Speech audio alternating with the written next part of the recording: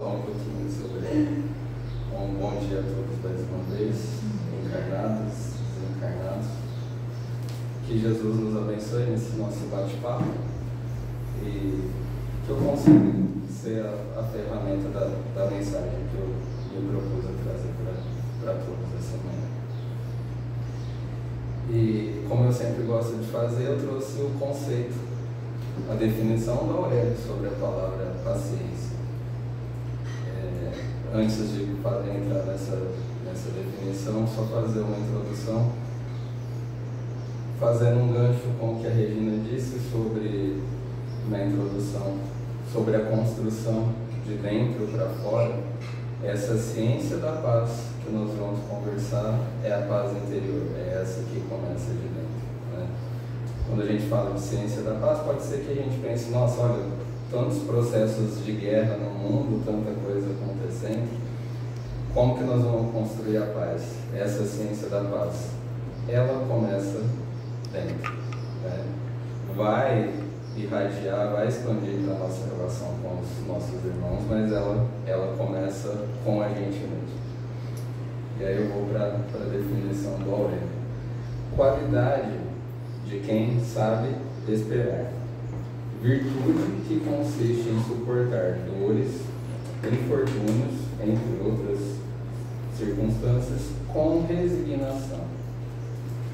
E aí, sobre esse saber esperar, tem a passagem de Eclesiastes, né? Tudo tem seu tempo determinado, e há tempo para todo o propósito debaixo do céu. Há tempo de nascer e tempo de morrer, tempo de plantar e tempo de colher o que se plantou, tempo de chorar e tempo de rir. E aí eu convido a todos a fazer a reflexão. Como anda a nossa relação com o tempo? A gente quer acelerar, a gente quer ouvir o áudio acelerado 2 vezes, a gente quer ver o vídeo acelerado 2 vezes, a gente quer o resultado pronto, fácil, a gente quer antecipar as coisas que tem o seu tempo. E deixo o convite à reflexão de cada um. Nós somos seres espirituais. O nosso planeta, como a Regina bem lembrou também na introdução, está nessa fase de transição. Então, nós não podemos, principalmente nós que buscamos a nossa maturidade espiritual consciente, nós não podemos relegar a sublimação da nossa espiritualidade a momentos específicos. As palestras do domingo de manhã, a mesa mediúnica da quarta, os estudos de segunda e de terça, a evangelização aos sábados. Não, a gente tem que exercitar a nossa espiritualidade a todo instante, na rotina, nos pequenos detalhes da nossa rotina, do nosso dia a dia. E é aí que a paciência se mostra importante. É nesse momento que, nesses detalhes do nosso cotidiano, as coisas mais simples, é aí que a paciência mostra a sua importância. Socialmente falando, se nós formos analisar a evolução da nossa sociedade num período aí de 100, 200 anos, nós saímos praticamente do meio rural e viemos para o meio urbano, um fenômeno mundial praticamente. No meio rural, a nossa vida era pautada pelo tempo, né? Nós acordávamos com o sol raiando, o galo cantando. Ao final do dia de trabalho, o sol se punha, a gente já ia para o nosso descanso, fazíamos, né, as nossas higienes. Com a urbanização da nossa sociedade, as coisas mudaram. E cá está a tecnologia para demonstrar bem essa mudança, né? A gente recebe, é bombardeado por muitos estímulos, muitas informações o tempo todo, né? O fim do dia, a hora que o sol se põe, eu termino o meu expediente, mas eu continuo conectado. Eu estou falando com alguém que está em São Paulo, alguém que está em Ribeirão, alguém que está... E eu fico conectado o tempo todo, então eu já não tenho mais essa marcação do tempo, né? E isso gera,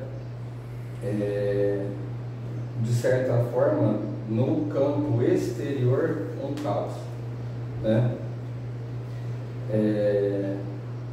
E se a gente não está com a nossa paciência, com a nossa paz interior consolidada, se ela for diminuta, eu permito que esse caos exterior venha para dentro. E aí qualquer coisa, por mais diminuta que seja, ela rouba minha paz. Ela me tira o equilíbrio emocional. E aí, se nós observarmos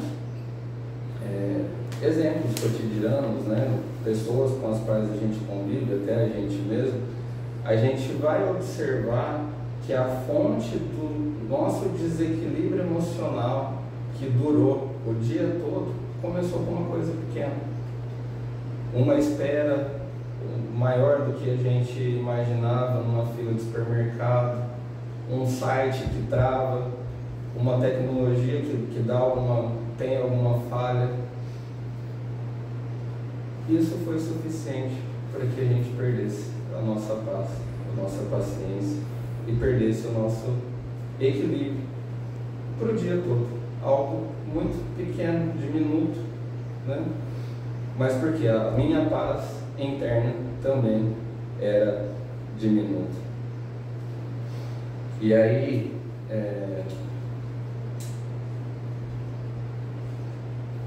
o Espiritismo nos lembra, nesse processo, que nós somos influenciados e influenciamos outros espíritos, encarnados e desencarnados.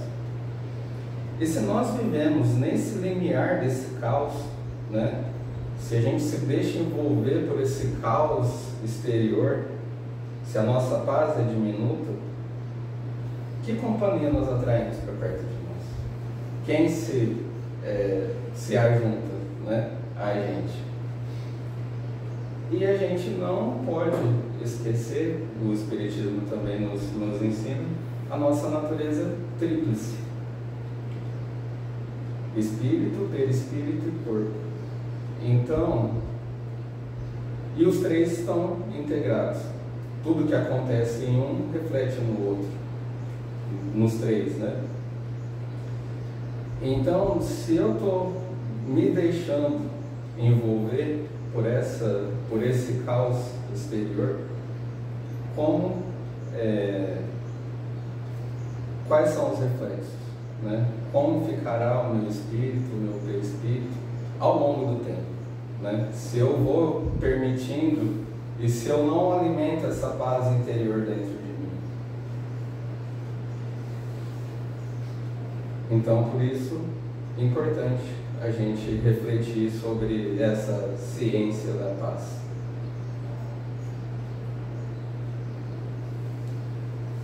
Evoluir conscientemente no mundo pede de nós uma reflexão sobre essa ciência, não só da construção, mas da manutenção da paz, para que a gente não esteja suscetível a esse caos exterior, a esses eventos, né? Para que essas coisas diminutas que eu mencionei, uma fila de banco, uma fila de supermercado, um episódio no trânsito, faça com que eu me desequilibre o dia todo, né? E aí, nesse contexto todo, o Espiritismo, ciência do infinito, ele nos traz mais elementos. Além de nos convidar a essa reflexão, ele nos traz mais elementos, né? Porque a gente tem essa consciência da continuidade da vida, depois da matéria. Então a gente compreende um pouco melhor todos os processos da nossa vida, né? Considerando a nossa essência espiritual. E Para a gente aprofundar um pouquinho a nossa análise sobre a virtude, eu lembrei do método de Sócrates. Ele tinha um método que era bem interessante, mas eu vou ficar só com a parte inicial dele. O método do Sócrates era o seguinte: se eu quero saber sobre a virtude da coragem, por exemplo, eu vou investigar e eu vou perguntar para um soldado o que é a coragem. E eu vou instigá-lo a refletir também, para que ele perceba que aquela virtude que ele imagina que é tão somente física é também uma virtude moral. Então, e aí, quando a gente fala de virtude moral, não tem nenhum especialista maior para a gente indagar no seu Cristo, né? A gente consultar, perguntar o que são essas virtudes morais, né?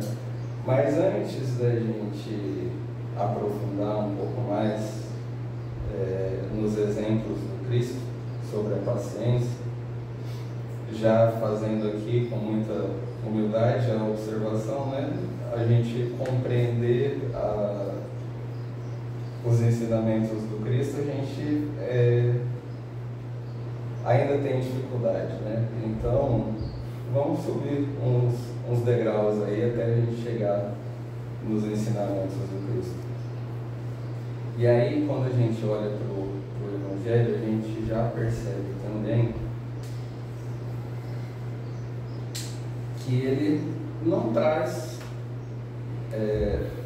todas as virtudes. Certamente nos mundos celestes existem virtudes que nós sequer somos capazes de conceber. Por isso, de acordo com a nossa capacidade de compreensão, não nos foi trazido, ainda não nos foi revelado no momento certo, no tempo certo. Se tivermos paciência, a gente consegue compreender um pouco mais. Mas, mesmo que o Evangelho não nos traga todas as virtudes que ele nos traz, já nos mostram o caminho, já nos coloca no caminho, né? Então, se nós conseguirmos aí desenvolver as virtudes que o Evangelho nos mostra, a gente estará no caminho da sublimação de todas as virtudes, que é o amor, esse amor universal, incondicional, que o Cristo nos ensinou, e nós ainda estamos engatinhando nesse aprendizado. E quando nós nos debruçamos, quando nós pensamos na paciência, normalmente as primeiras impressões, as primeiras situações que nos vêm à cabeça são projetos futuros que demandam de nós algum trabalho, algum processo, uma formação na faculdade que vai exigir minha paciência de acompanhar as aulas, me submeter aos exames e tudo mais, ou qualquer outro projeto que seja que não tenha um resultado imediato, né? Quando nós pensamos na paciência, essa é uma primeira circunstância que nos vem. E outra, aí já partindo para nossas relações com o outro, são as nossas relações difíceis, né? Na família, no trabalho. E aí a gente pensa, nossa, essa relação vai exigir que eu desenvolva a paciência, né? E em relação aos projetos futuros, puxando aqui essa reflexão para o Espiritismo, nós temos o nosso propósito de evolução nessa ciência do infinito, né, que eu mencionei antes. E dentro desse propósito, é bom a gente fazer nós temos esses projetos com esse propósito da nossa evolução. né? E a paciência no desenvolver deles. O Evangelho nos ensina, né? O progresso ele é lento, constante. Então a gente, se percebendo dentro desse progresso, a gente está já agindo de acordo com os ensinamentos do Cristo. E quando a gente fala nessa busca, nesses projetos futuros, a gente normalmente tem a ansiedade e a gente criou por hábito, né? Principalmente na nossa realidade atual, em que muito se fala nas crises de ansiedade, entre outras patologias, e a gente começou a considerar a ansiedade algo ruim. E a ansiedade em si, ela não é ruim. Ela vem, a ansiedade do verbo ansiar.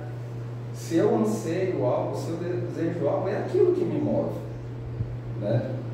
O meu projeto, o meu propósito é o que me move. Se eu anseio cumprir a minha missão, se eu anseio me dedicar a todos os meus propósitos, tudo aquilo que eu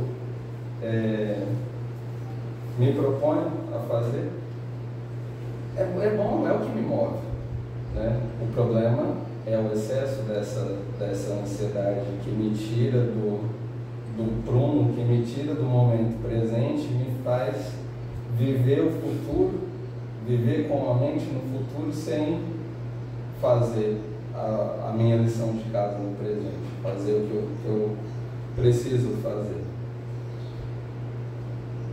E a paciência, no contexto das nossas relações difíceis, ela é filha da fé. Quem confia na justiça divina, quem compreende a lei de causa e efeito, sabe que tudo tem um propósito. Mas a paciência se mostra só nessas circunstâncias na nossa vida? Nós não podemos nos esquecer que, enquanto virtude, ela é ativa. Esperar ativamente? Como assim? Né? Sim, é possível esperar ativamente. O saber esperar. E aí está a atividade da espera. Quando eu estava preparando essa parte da palestra, eu lembrei da história da comunidade que se junta ali naquele espaço, naquele território. Já estava há algum tempo sem chuva e a comunidade se junta para fazer as preces pedindo chuva. Mas de toda a comunidade, só um menino vai com o guarda-chuva. É esse o saber esperar ativamente. É eu estar preparado para aquilo que eu espero. Não adianta eu esperar que as coisas melhorem, que as coisas mudem, sem que eu faça o movimento da mudança, sem que eu faça o movimento da melhora. Então é esse saber esperar, né? É a gente se preparar para aquilo que a gente está esperando.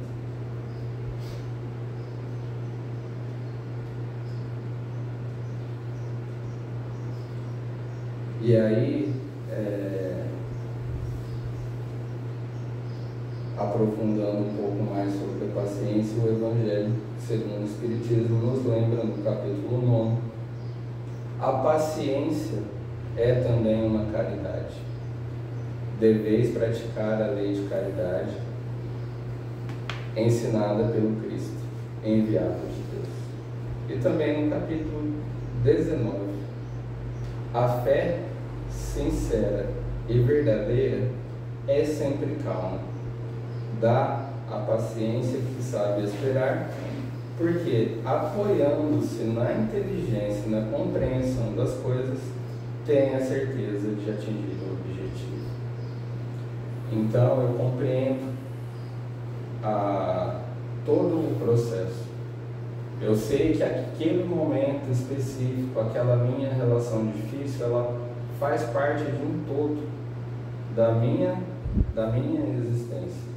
Que eu tenho a minha parcela de responsabilidade por estar vivendo aquilo naquele momento. Eu sei que aquilo é para o meu aprendizado, o meu processo reeducacional, como o Carlos costuma dizer, às quartas-feiras, meu processo reeducacional. Então eu sei esperar, eu sei agir, né? Eu sei como me colocar diante daquela situação. Quantas vezes a gente não percebe casamentos terminando, famílias sendo desfeitas, porque faltou um pouquinho da paciência, né? Às vezes ali nessa construção desse processo de resgate espiritual, ele já vinha sendo construído, faltava um pouquinho para finalizar, para completar o ciclo, mas a falta da paciência impediu que o ciclo se completasse.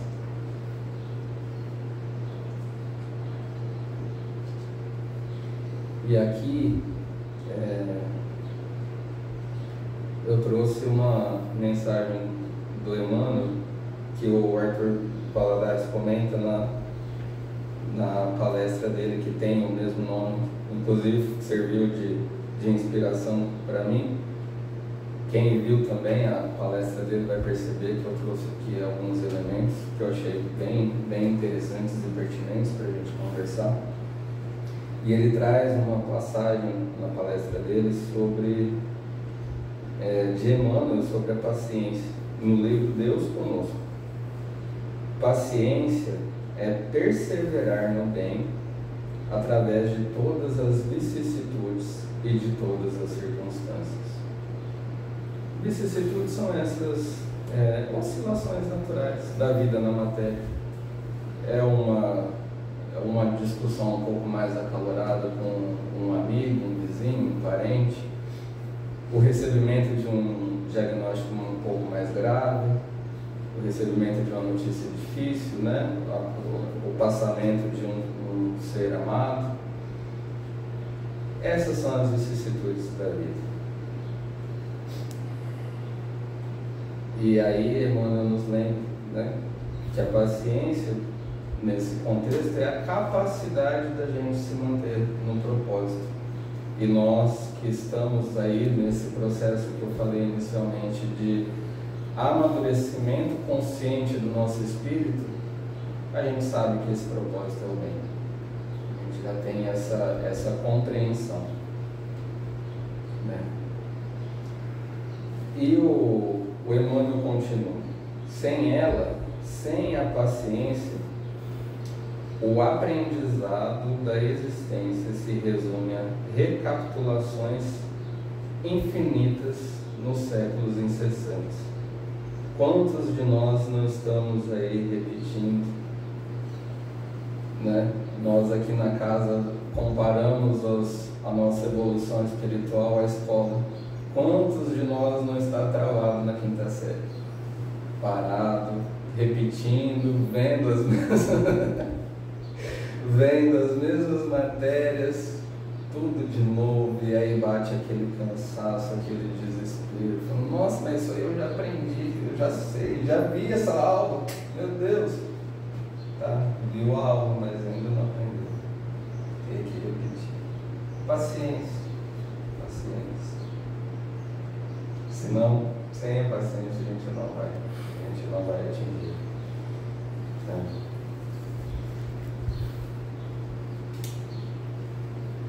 E outro elemento que eu achei interessante que o Arthur nos traz é que a palavra que geralmente é traduzida por paciência no Novo Testamento é a palavra grega hipomone, que tem 3 traduções. Ela pode ser traduzida como paciência, mas também significará fortaleza, e perseverança, que estão todas interligadas e são complementares. Então, naquelas situações que eu comentei, se eu estou com a minha paz interior fortalecida, a fila do banco,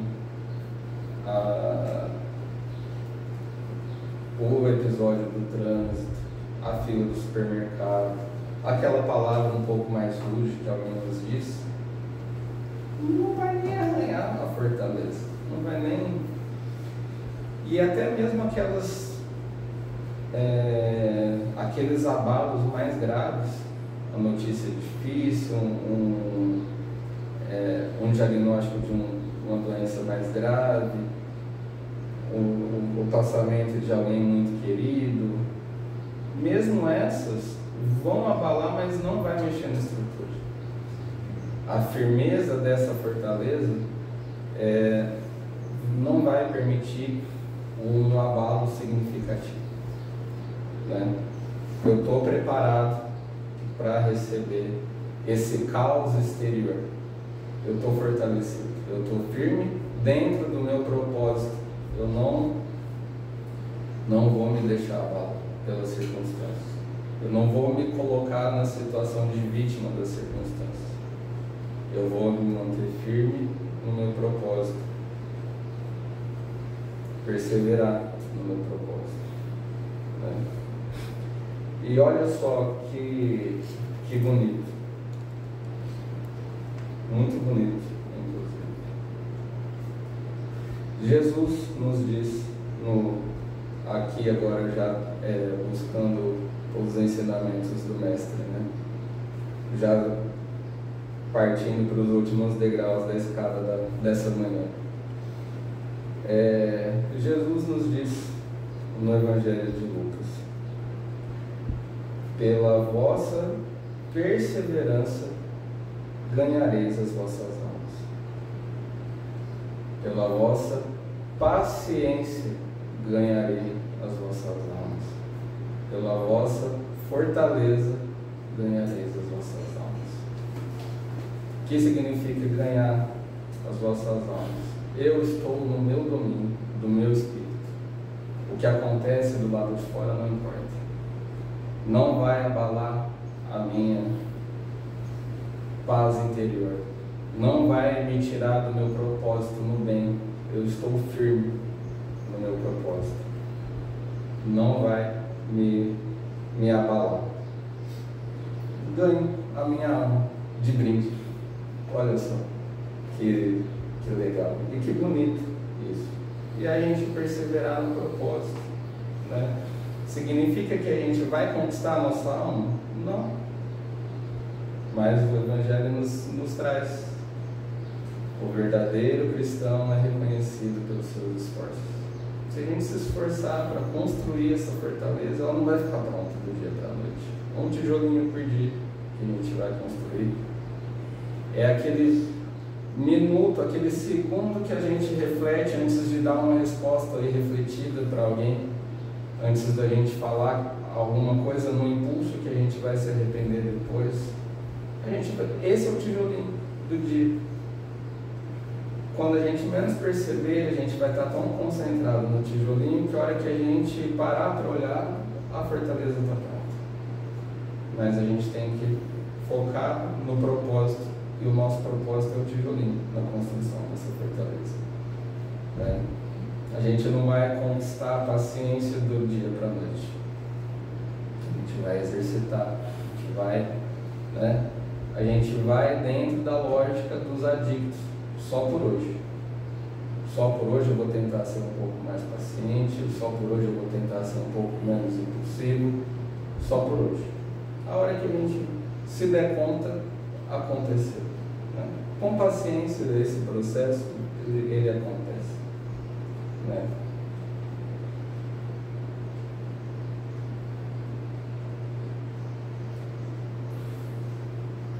E quando as circunstâncias exteriores, além de caóticas, elas não são nada favoráveis, o que a paciência exige de nós?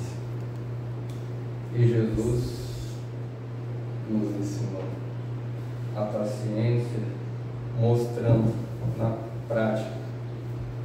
No deserto, as circunstâncias eram todas desfavoráveis, externas, todas desfavoráveis. O que ele fez? Seguiu firme no seu propósito, resistiu às tentações e passou pelo deserto da vida. E o Arthur, ele nos lembra também que a gente tem que manter a paciência, inclusive na alegria. Olha só que interessante. Porque na dor, quando nós estamos atravessando o nosso deserto das nossas vidas, a gente se apega à fé. E como são poucas oportunidades, a gente já tem a noção exata do que nós precisamos fazer, nós focamos naquilo, né? Nós nos conectamos com o alto e seguimos o nosso propósito. No momento de dor, quando estamos atravessando os desertos das nossas vidas, a gente segue. Não tem muita distração, não tem muito para onde a gente correr, então a gente firma no nosso propósito. Se correr o bicho pega, se ficar o bicho come, né? Como diz o outro. Então a gente tem essa facilidade de desenvolver a paciência nas situações de dor. Nas situações de alegria, é muito fácil que a gente se perca. Quando está tudo muito fácil, e quando nos vêm as propostas do mundo para que a gente se perca e a gente se desvie do nosso propósito, é muito fácil a gente se perder. Quando as circunstâncias estão todas favoráveis e os convites são muitos, é muito mais fácil que a gente se perca. E o Arthur nos lembra também da passagem de Cristo com os apóstolos no Mar da Galileia. No dia de sol e o mar tranquilo, onde Jesus foi? Para a popa do barco, para a parte de trás do barco. E é o que a gente faz. Quando as circunstâncias estão favoráveis, a gente relega Jesus para segundo plano em nossa vida. Os nossos propósitos maiores para segundo plano. Eu vou ali aproveitar, as circunstâncias estão favoráveis, eu estou com dinheiro, recebi um convite, eu vou. A gente é simbólico, né? Jesus na polpa do barco. Mas a hora que vem a tempestade, todos vão correndo até Jesus, né? É simbólico. É a gente ter essa consciência. Na dor acaba sendo mais fácil. Olha como nós somos seres complicados com nós mesmos, né? Quando as circunstâncias estão favoráveis, que a gente deveria pedir orientação do alto para aproveitar aquilo da melhor forma possível, a gente se desvia do nosso propósito.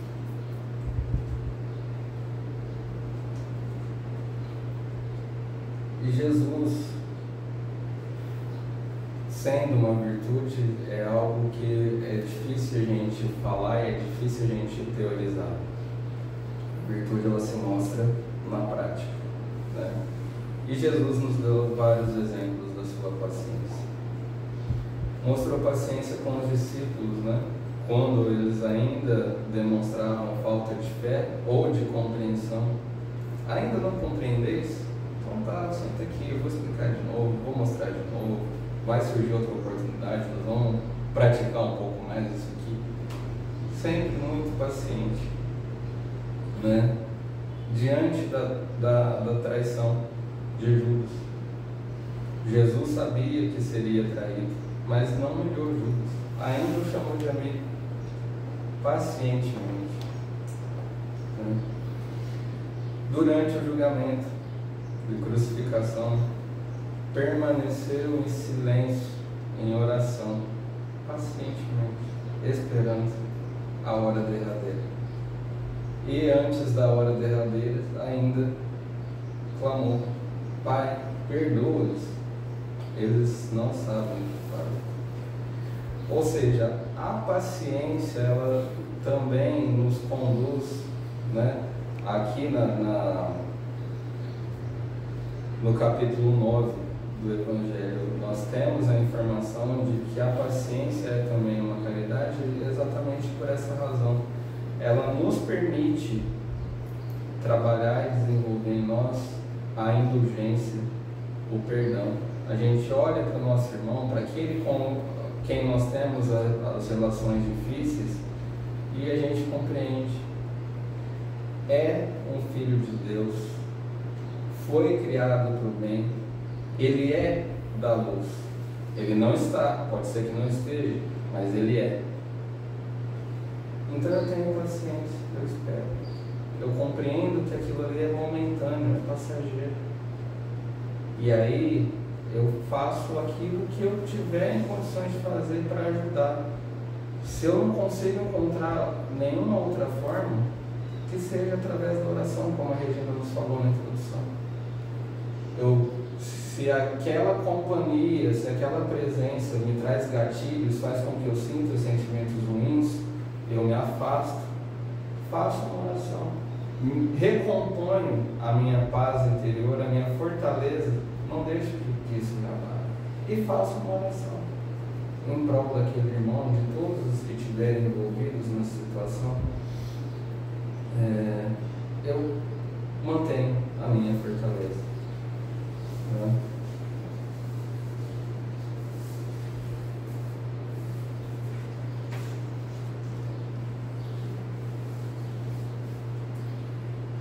E é aí, meus irmãos, que eu já vou encaminhando para o final.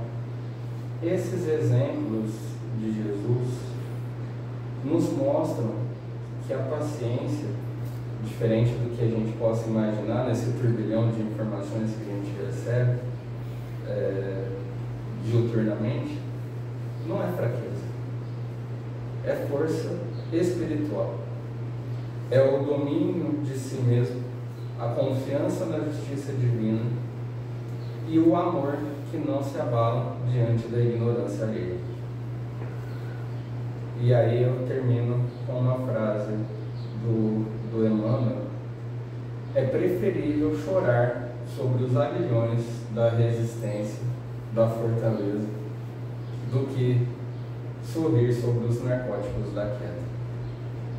Então, a subida, a nossa evolução espiritual, ela vai exigir de nós essa força, essa perseverança, essa resistência, essa paciência, né?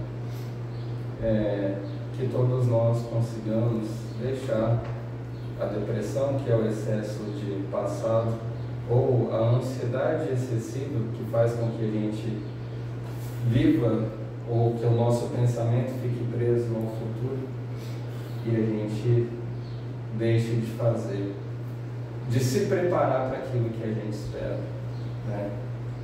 Então, só a título de conclusão, a gente percebe que a paciência, ela é pano de fundo de outras virtudes.